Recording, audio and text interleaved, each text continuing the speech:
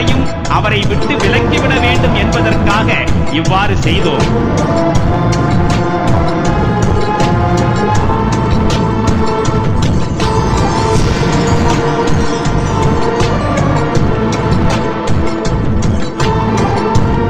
உண்மையிலேயே அவர் நம்மால் தேர்ந்தெடுக்கப்பட்ட நல்லடியார்களுள் ஒருவராவார்.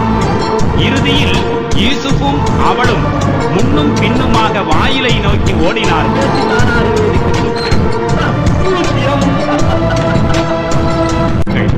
அவள் பின்புறத்திலிருந்து அவருடைய சட்டையை இழுத்து கிழித்தாள்.